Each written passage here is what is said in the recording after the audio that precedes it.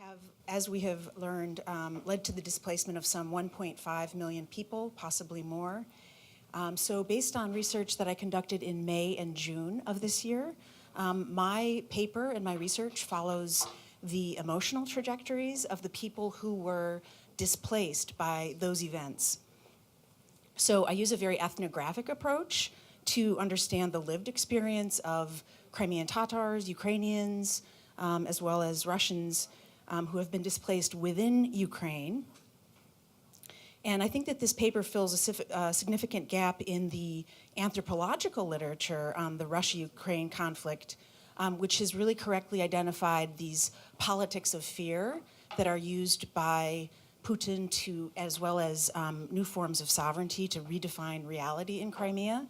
But I think that what is still missing is a well-grounded examination of the thoughts and feelings of those who have been displaced by the conflict, as well as a theory-driven way to connect the experiences, the personal experiences, with the evolving forms of statecraft. So this is an overview of my argument, and it basically proceeds in sort of 3 steps.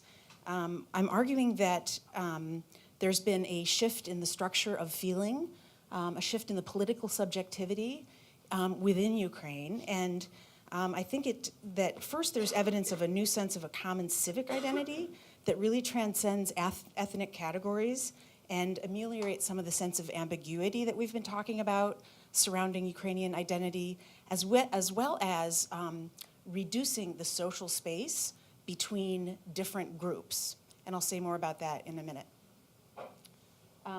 Another piece of this is that for IDPs, there's a new additional narrative of political agency. And I think that this is especially striking because, first of all, it's very counterintuitive for a situation of forced displacement. Plus, it really adds to or perhaps even departs from the kinds of narratives that prevailed in the past that were very much centered on the Holodomor and the 1944 deportation. So I'm saying that it doesn't replace, but it's additional. And I'll say more about that in a minute. But then there's also a third and highly pervasive residual theme, and that is one of treason, of betrayal, that really threatens to generate a kind of an undertow in this post-revolutionary moment. So my methodology was 34 semi-structured interviews with IDPs from Crimea and the East, 20 in-depths, participant observation, and then I also followed some Viber threads and Facebook.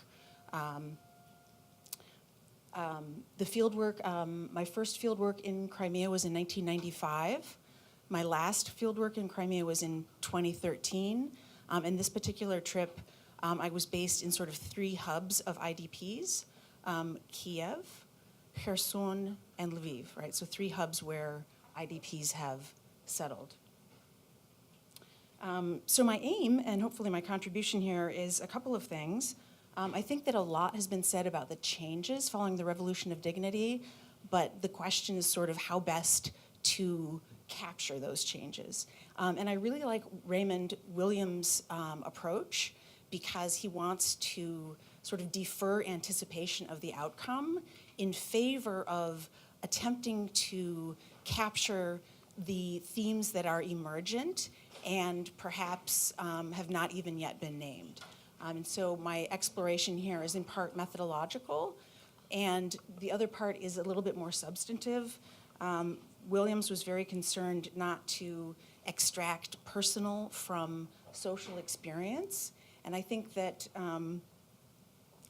the assumption here is it's actually very anthropological and perhaps runs against the grain of political science, perhaps, in the sense that these personal experiences are not actually anecdotal or epiphenomenal. They're really the ground upon which these political policies and policy making and other decisions are often made.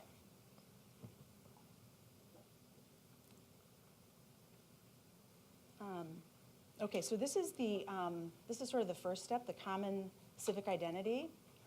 And this, I have a lot of quotes to this effect, but I think this is one of the most powerful, the sense that this new civic identity transcends ethnicity and nationality, and it's sort of a style of thinking. And I think that, in the past, Crimea was really viewed sort of as an island attached to Ukraine, and that is changing just physically with the presence of IDPs throughout continental Ukraine. But I also saw this narrative of a common civic identity. It emerged in political rhetoric, Poroshenko and Yatsenyuk. It emerged in cultural events. It emerged in the press, and it was present in something like 70% of the interviews. It's interesting to me because it's almost, you can almost see the invention of tradition happening before your eyes, because there was a search for common markers of identity between Crimean Tatars and Ukrainians that went back to experiences on the steppe, right, prior to Ukrainian statehood. Markers like melodies, dress, melodies in songs. And I can say more about that. So there was a very strong sense of common identity. Let's see. This is another quote that was very typical. People began to say, "Now I feel myself to be a citizen of Ukraine." Most of the residents of Crimea never had the cause or opportunity to think of themselves as being a citizen of any state. So I think that's another emblematic quote. Narratives of political agency. So the deportation and its legacy were a very powerful frame through which the occupation was understood, the occupation of Crimea. So Crimean Tatars spoke of the occupation in terms of a latent deportation, a hybrid deportation, a hidden deportation, to capture the sense in which their departure from Crimea was not voluntary. And I think that this is what makes the simultaneous sort of problematization of any notion of victimhood or victimization so interesting, right? Because you have IDPs who have been oppressed and have been forced to migrate, saying that they're tired of making victims out of themselves. They may have been deported, but they emerged victorious. They're strong. They're still strong. They're going to survive. And this was very powerful in narratives, but it was also acted upon, right? It was acted upon in everyday choices about citizenship, but also in activities like, this is a stezhka, so it was a street art common effort between Crimean Tatars and Ukrainians to beautify a highway underpass that people went to on their way to the park. And there's many examples of this. On the Ukrainian side, however, there was also a lot of frustration and ambivalence resulting from these Kafkaesque struggles for documents that Laura was describing. And there was also a sense of betrayal and a recognition that there was a significant gap between what the state was saying and what it was following through on, right? And so there was this sense that they had been betrayed by a Ukraine that could neither, was not willing or able to prevent the occupation. And so this brings me to my third point. Actually, I think I'm going to stay on that for just a minute, which is this polysemic narratives of betrayal that were really operative on many different levels. And the theme was really deployed by IDPs in complicated ways. This political identity of traitor and the behavior of treason tended to stand in where you might think of more personal terms would be used. And I don't think it's surprising that the political events of occupation would affect personal relationships.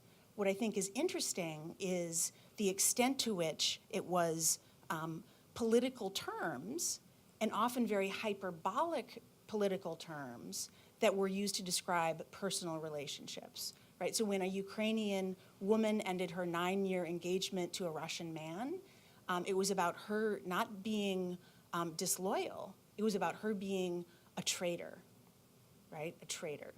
And her patriotism was questioned. Similarly, when a Ukrainian man, a Crimean Tatar man, experienced this rift with his former wife, it was not about betrayal. It was about him being a traitor for the second time, right? And so these old tropes of betrayal are being deployed in a new way. It's sort of, Jennifer used the term sleight of hand, and it's sort of these old terms are erupting into personal relationships.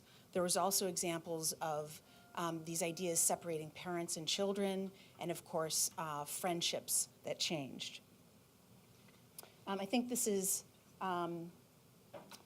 troubling because it, in addition to being very reductive, right, of individuals into sort of these black and white categories of hero and traitor, it was very reductive, and it was too simplistic, and it was also sort of generated this atmosphere of distrust. And so this is a quote from a Crimean Tatar who said, who thought that perhaps when Crimea returns to Ukraine, they could even be accused of treason then for taking Russian passports. And so it's very ambient. And I think that these disruptions interfere with the ability to form a cohesive society. And I think that the imbrication of these political terms into personal relationships really demonstrates what Williams was trying to articulate with the concept of a structure of feeling that's very ambient and hard to define. And so just to conclude, I'm going to actually skip forward. This is a hallway in an IDP shelter. I think it's difficult to predict whether the sense of a common identity and these new narratives of political agency will remain ascendant, or whether the old tropes of betrayal and treason will undermine that. And I think that the quote by the Crimean Tatar man that sort of feared deportation points to this idea that these feelings of political agency and this new civic identity are still in solution and have yet to be really strengthened by the kinds of institutions of civil society that would sustain that development and strengthen that development of political agency. Thank you so much.